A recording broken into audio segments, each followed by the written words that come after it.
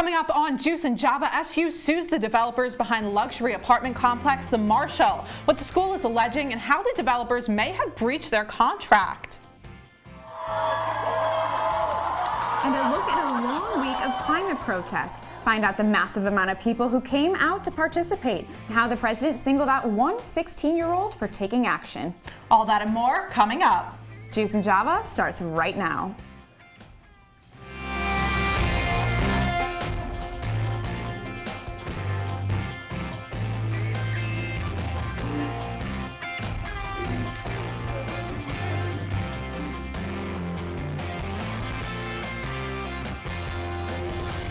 Good morning, I'm Morgan Trau. And I'm Gabrielle Caracciolo. Thanks for starting your morning with us. Let's kick things off with the squeeze. Syracuse University is suing the developers behind luxury apartment The Marshall. The lawsuit alleges breach of contract, private nuisance, trespass, and unjust enrichment. According to a civil complaint filed Wednesday, SU is seeking at least $245,000 in damages. The university is accusing the company, called Syracuse 727 LLC, of violating an agreement last August. The developers allegedly temporarily closed a path between South Krause Avenue and Marshall Square Mall. This would have affected the university because Marshall Square Mall is owned by the school. CitrusTV News will keep you updated with the latest details as we have them. Now, Morgan, I know you actually live in the Marshall. Yeah, so I live in the Marshall, and there have been some issues that I've run into living there. You know, I just want to be honest about all of that. There's supposed to be a bunch of places that were put into the Marshalls. There were supposed to be living places.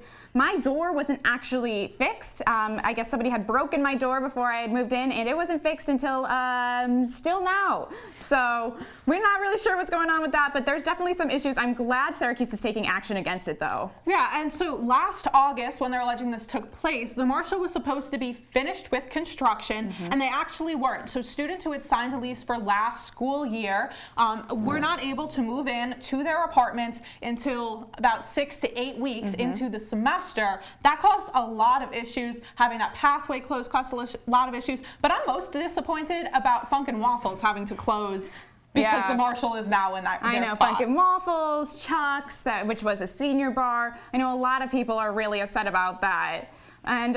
But over the last week alone, an estimated 6.6 million people took to the streets to protest climate change during the ongoing global climate strike.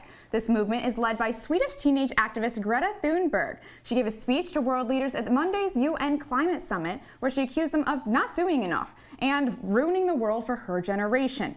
President Trump did not take too kindly to the speech, sarcastically tweeting that she seemed like a happy young girl who was looking forward to her bright future.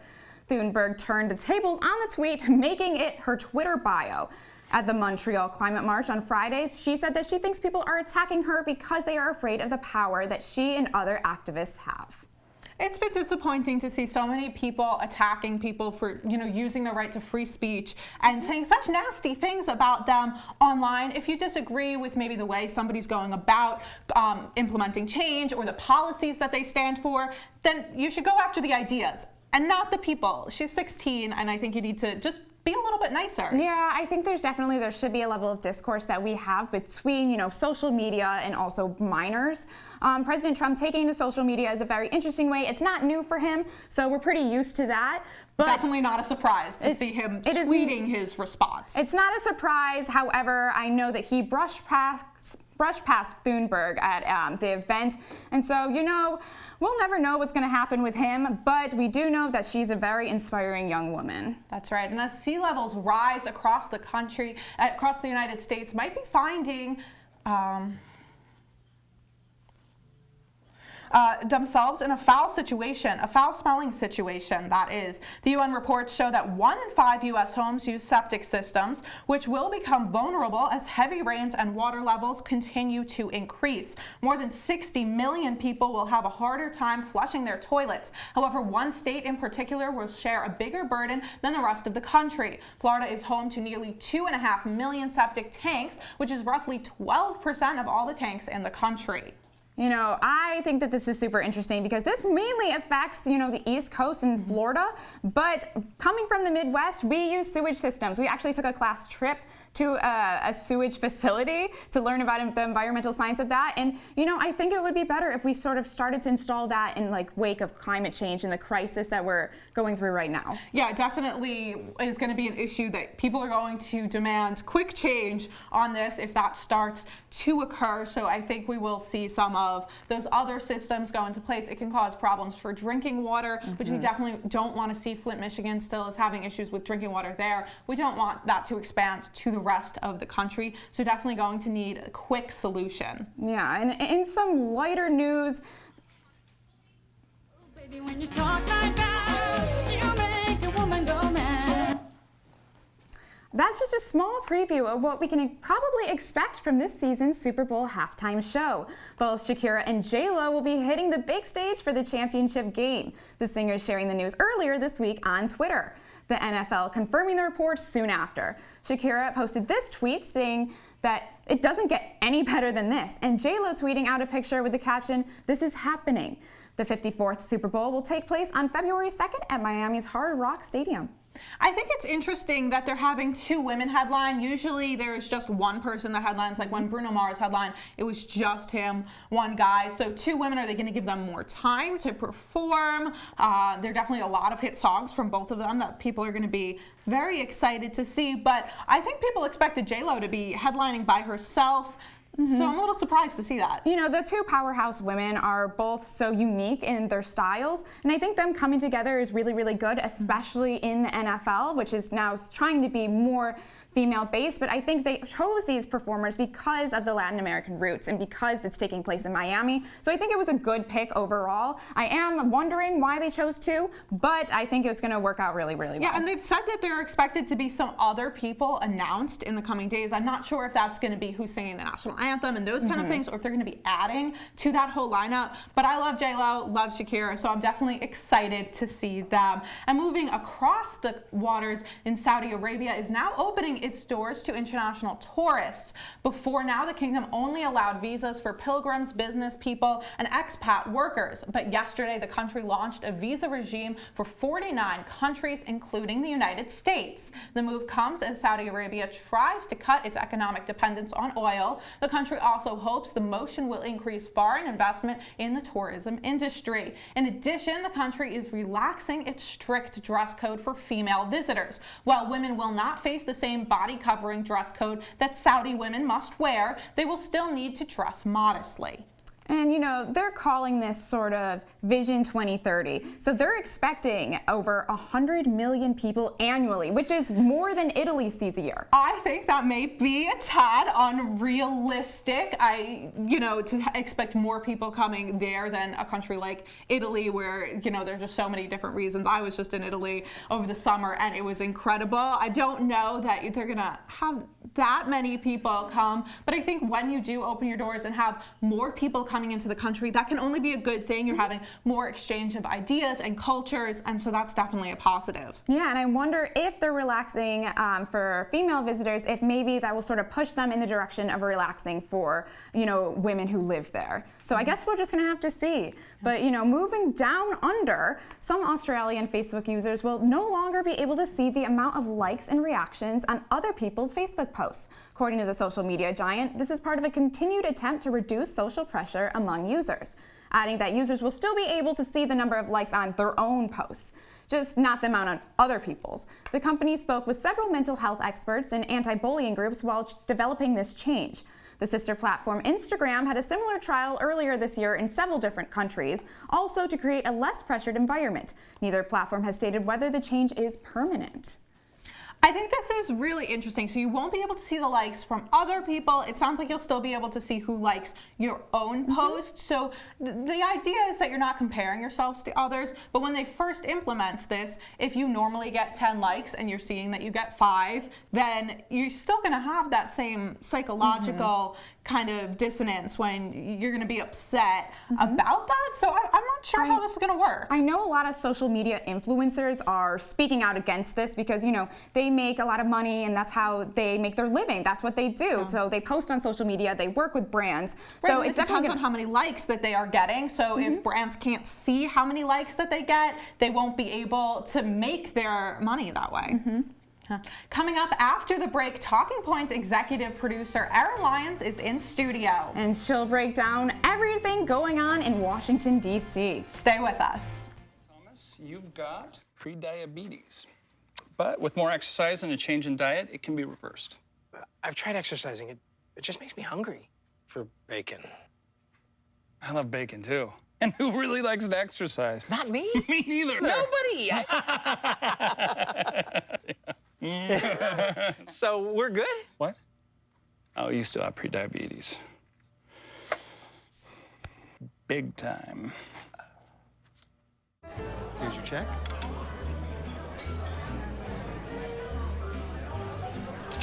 Oh, you got it. You know, since I got rid of my car, I really enjoy walking. Okay. God, no. Getting pulled over for buzz driving could cost you around $10,000 in fines, legal fees, and increased insurance rates. Oh, you're home early. You live with your mom? That'll set your game back a few years. Buzzed, busted, and broke. Because buzz driving is drunk driving. Come on, it's not that hard. My big man fingers are having a problem with these little tiny buttons. Whoa, watch it there. Your blood pressure's gonna go through the roof. Tell me about it. I'm trying to learn how to get it down. Instead, it keeps going up. High blood pressure can increase the risk for heart attack or stroke. Learn how to keep yours at a healthy range. Ever hear a voice command? Just say text barbershop to 97779. That's not what I said. Just give me that. Now my blood pressure's up.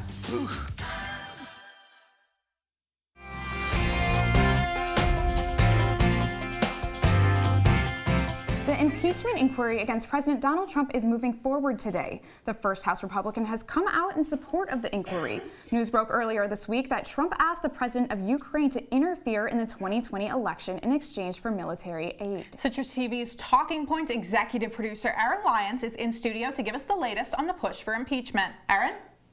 Thanks, guys. Representative Mark Amodei of Nevada is the first House Republican to support the impeachment inquiry. However, while he's supporting the inquiry, he says he's not sure yet on whether or not Trump should be impeached.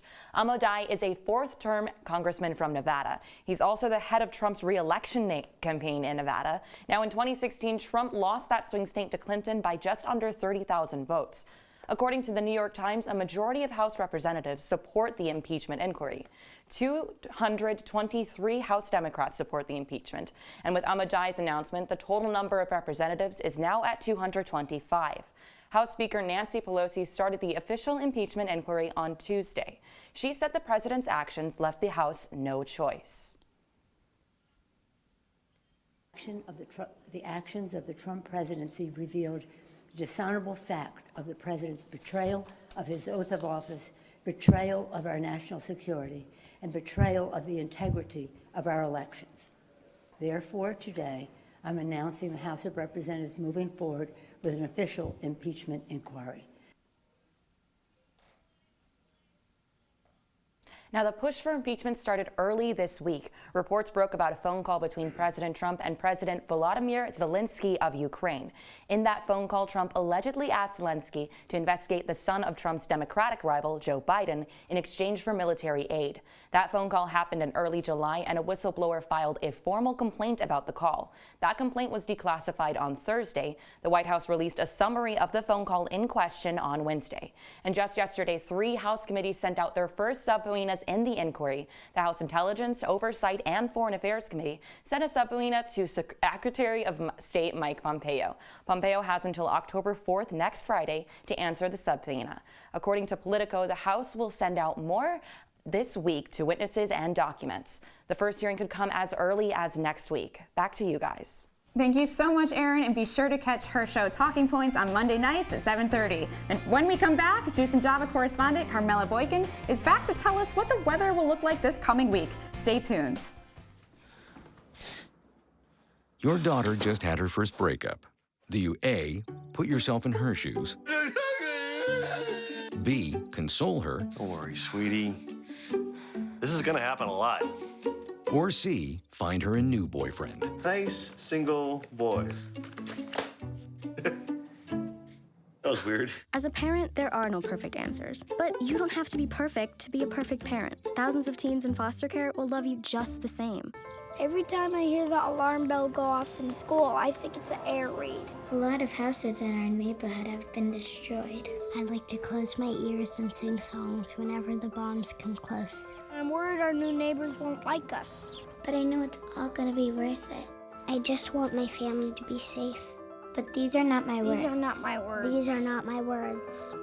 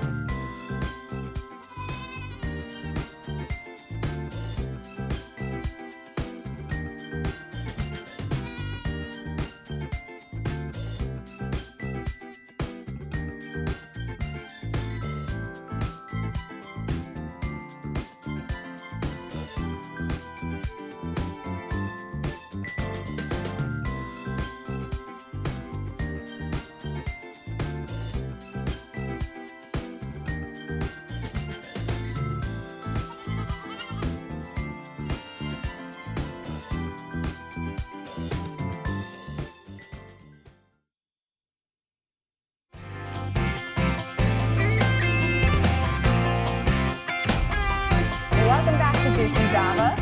When we were walking to the studio this morning, the weather was fantastic. I know, it was absolutely gorgeous. Here to tell us if that weather will stay nice throughout game day today is weather anchor Carmela Boykin. Carmela? Thanks, guys. Checking our Syracuse quad cam outside, we can see people we can see people walking in to get ready to tailgate because today is a perfect day for the game, and that's because temperatures right now are resting right around, I believe, there we go, right around the 81 degrees. It's mostly sunny outside, and like I said, perfect day for game day. Temperatures across the state are resting right in a similar region. Here in Syracuse, up on the hill, we are the warmest at 81, like I said. Coolest is over in Rome and in Penn Yan. We're there at 74, and Ithaca as well, and warmest is here in Syracuse. Checking our national radar, skies are clear right now if you've been outside, but as the day progresses, clouds are going to start to roll in, and we're going to see some rain. At 1 p.m. we'll be at 84 degrees. By 3 p.m. we'll be at mostly cloudy skies with 81 degrees. And 6 p.m. we'll be at 76 with isolated thunderstorms. Tonight, temps are going to drop down to a cool 52 degrees. We're going to have some early showers, not thunderstorms, but showers. And then by 2 a.m. it'll be overcast overnight. And moving into tomorrow, it'll bring cool temperatures. Our high will be around 68 degrees, partly cloudy skies and light winds. Perfect fall day. If you're going apple picking, make sure you take the opportunity because throughout the rest of the week, we're going to see some rain. On Monday, it'll get warmer with a high of 75, partly cloudy skies. Warmest will be on Tuesday with 83 degrees and scattered thunderstorms. But then throughout the rest of the week, temperatures really start to drop. On Wednesday, we'll have a high of 58. And on Thursday, we'll have showers in the morning with a low of 39 degrees. That's almost freezing. And then checking our national radar, for hurricanes, we're watching two storms right now. First is Tropical Storm Karen, expected to dissipate, and the second is pretty unique. This is Hurricane Lorenzo. He's a Category 3 hurricane right now, and it's unique because it's the strongest hurricane ever to be so far west in the Atlantic Ocean and pick up speed. Here to tell us how you can prepare for a hurricane if it happens to hit the United States is our correspondent Kate Gorleski later in the show. Back to you guys. Thanks, Carmela. We'll be sure to enjoy that beautiful weather this weekend before that rain rolls in. And coming up, Juice and Java correspondent Katie Gorleski tells us how to prepare if we're ever facing a natural disaster. Don't go away.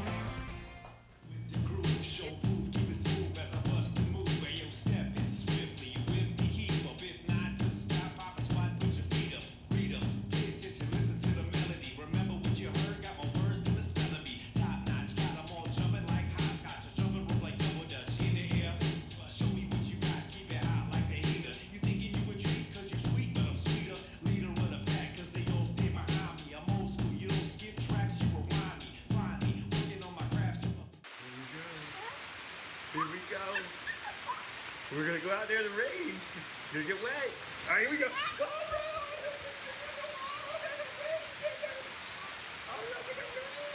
Okay, quick.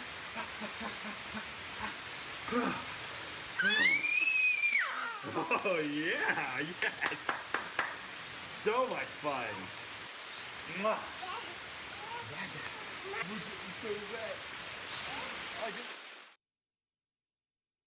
I see you mobbing over her. Let's go. Let's mob. Let's crawl. Let's crawl. Let's crawl. Hey, yo, we mobbing. Come on, girl. Let's crawl. Hey, yo, let's crawl. Hey, yo, let's crawl. Hey, let's crawl. Hey, yo, let's crawl.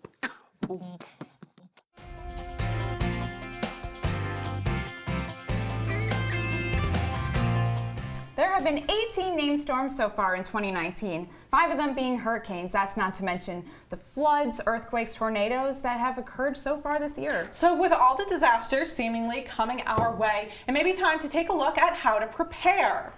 Katie joins us now to kind of give us a look of how to prepare for one of these disasters. Absolutely. So, well, guys, the first thing, the good news is that in 2012 there was a study done saying that Syracuse is one of the safest cities from natural disasters. So that includes the likelihood of hurricanes, tornadoes, earthquakes.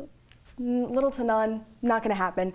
But that doesn't mean that we don't have our own problems. So, for example, we have a lot of snow here.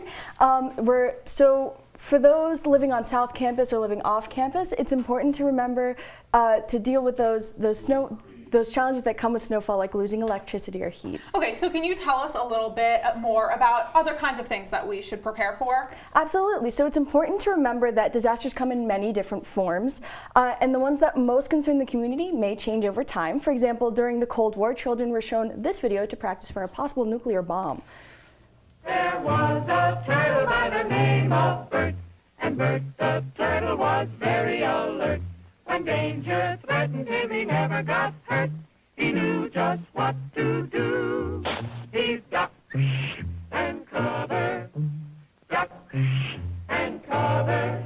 So yeah, the singing turtle may seem a little bit silly by today's standards, but it did help students learn what to do in the event that they could be in danger. But as the threat of the Cold War is going cold, new issues have arisen. School shootings have unfortunately become a very real threat, and in response, many schools have come up with drills and training videos to help students stay safe. DPS released this video earlier in the semester to inform students on what to do in an emergency. To learn more about the Run, Hide, Fight model, students are encouraged to visit the DPS's website. So, Katie, how can we prepare? So that's a great question. The first thing that you need to start off with is just getting some more information. So find out what kind of weather might affect your area. I know that in my hometown, flooding is a huge problem, but here in Syracuse, that's not really gonna affect me. So I had to do a little bit of research on what to do if there was snow. For more information, the Federal Emergency Management Agency, or FEMA, the Center of Disease Control, or even ready.gov can help you prepare. Secondly, learn what the safety procedures are and practice them. As with anything, practice makes perfect, and that's why we have drills and videos to learn what to do in an emergency. And the last thing that FEMA recommends doing is putting together an emergency kit. It comes in handy for all sorts of disasters. I actually have the makings of one here, so let's go through what we can put in one. All right, so this looks like some stuff that would be great for the snow. Absolutely. So that is great for cold weather, things like your nice hand warmers, the blanket, the socks. Definitely needed in Syracuse. Exactly. So this is if the electricity goes off, you want to make sure you stay warm. So now if we go over here, this is what we can kind of see in the general kit, the one that is good for all situations. So we have 3 days worth of water for one person. It's a gallon per person per day, 3 days worth. 3 days worth of food, and of course a can opener, because if you have a lot of canned foods, it's not going to help. You need to be able to open them. Exactly. I know a lot of cans right now, they have those lids. I think these ones have this lid. So where you can just like pull it up. I know that's been super, super helpful if you don't have one. Exactly, but it's definitely something you want to look into. So the next thing that we want to make sure we have, I, as an accident-prone person, definitely have my own, a nice first aid kit. That's really, really helpful. You want to make sure that you're following the standards for the CDC first aid kit. This helps with, if there are any injuries in the event of something like an earthquake or a tornado, something like that, this really comes in handy. The next thing that you want to make sure that you have is a flashlight, because if the electricity goes off, you want to make sure you can find everything okay. With that, make sure you have some extra batteries, because if you run out of light, it's not going to help you. The next thing you want to make sure you have is these garbage bags and some clean wipes. as well as some other things just in case for dust masks and that sort of thing. But generally, just make sure that you're staying safe and following your directions. Thank you so much for being here, Absolutely. Katie. You know, all of these are super helpful, especially the blankets and stuff for us. And after the break, some of the crazy stories that you may have missed. Stay with us. It's a beautiful day out here. Sunny today with light breezes, giving way to clouds in the afternoon. We could see some light precipitation to moderate precipitation later on, followed by powerful storm-like conditions. 90 miles per hour winds are expected. Authorities are asking everyone, stay indoors. Come on, that's it. Let's go.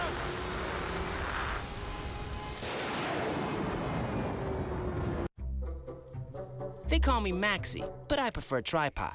I was your above-average four-legged homie, and then wham, bam, minivan. Some people pity me. Now that's lame.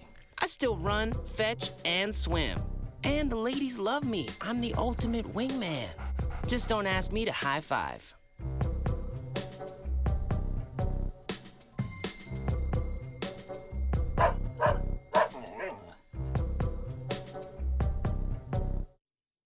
There's one thing you can never have sex without. It's not something you buy. Or something you take. In fact, there's only one way to get it. It has to be given to you, freely. It's consent.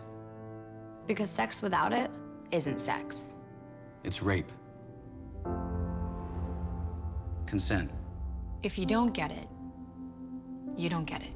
It's on us to stop sexual assault. Learn how and take the pledge at itsonus.org.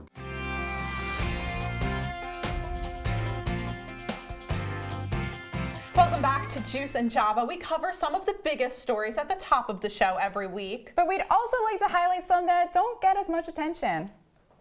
As if pumping gas wasn't hard enough, a Florida woman was filling up her car when she felt a hard hit on the back of her head, which she thought was a robbery at first turned out to be a deer trying to leap over her. The deer immediately ran off, and luckily the woman didn't suffer any major injuries. And you know what? I could see Gab in this situation. You know, I was with her the first time she ever pumped gas because she's from New Jersey and they don't pump gas on their own. But you know, New York, some stations do, some don't. I happen to have one by my house that pumps it for you. We have plenty of friends from New Jersey, so when you come up to Syracuse and none of them pump it for you, you kind of learn a little bit about how to pump gas. We don't really have too many deer up here, so I don't think that would happen. But that's why it's important to not be on your phone when just pay attention to the task at hand.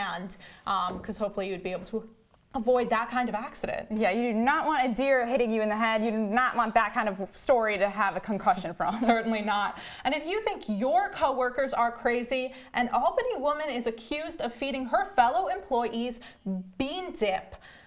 And the bean dip was laced with meth. A coworker ate the food and said she began to feel ill after being treated at the hospital. They found out the dip may have contained the deadly drug. Investigators arresting the 38-year-old Jefferson Thriftway Deli employee earlier this week on grounds of unlawful delivery of methamphetamine. This is terrifying. Oh, I know. We bring food in all the time at Juice and Java. You know, you should be more careful about who's bringing in stuff. I don't know. Every office kind of does this where people bring in food and you're like, oh, excited because there's a donut or there's something or somebody makes something at home. But it makes you think about, if somebody's bringing something in, you definitely want to make sure you trust that person, I guess.